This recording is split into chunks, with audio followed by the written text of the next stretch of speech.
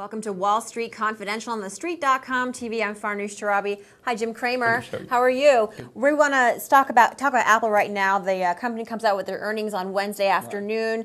And today, Piper Jaffray ups Apple's price target to $205 a share. What's your take on Apple? What can we expect on Wednesday? First of all, there's been comments in Stock Picker that I've been ducking Apple, which I really disagree. I've not ducked it in Mad Money. I've not ducked it in Stock Picker. Here's the deal. I have continually said that Apple's one of those stocks that you must trade around on every data point. What I said is as we got closer to the iPhone launch, you should sell it. There'll be people who are pressuring it down because they'll be able to create some disappointment, then you buy it back.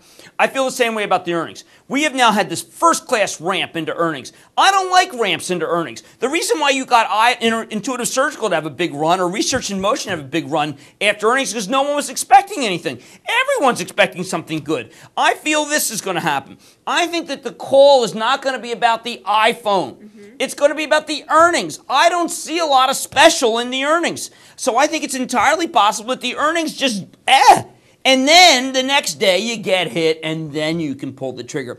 Piper Jaffray should have, if I were running that research department, I would have held that piece till after the earnings. We do not want to have a situation where people who have owned the stock from when I first recommended, which was 95, who have not taken anything off. That's just foolhardy. At a certain point, discipline trumps conviction. We have had such a massive run that I don't care if they say, listen, we just did twice what people think. There is almost no level of earnings that I think can please the street after this run to the 140s. So what do you do after the earnings come out on Wednesday? Then you can buy it. Then you can buy it. One of the things that the home gamers have to recognize, and I always see such reluctance to this, is it's okay to sell half your position. What a godsend that the stock then runs to the Piper Jaffray $200 target. How fabulous is that? You got a good profit and you have more, you still have tons of skin in the game. But you know, people don't want to do that. First of all, they view it as binary. Cramer saying sell all of Apple. Completely untrue. Then they view it as like, well, you know, I can't. I have 100 shares. I can't sell 50 because the commissions will eat me up. Has anyone looked at the level of commissions, what they cost? So, you know, or the tax man. I got to pay the taxes.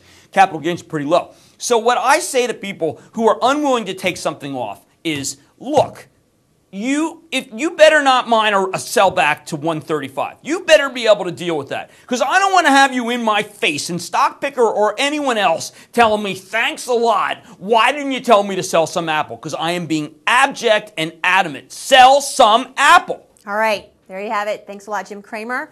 Wall Street Confidential. Don't go away.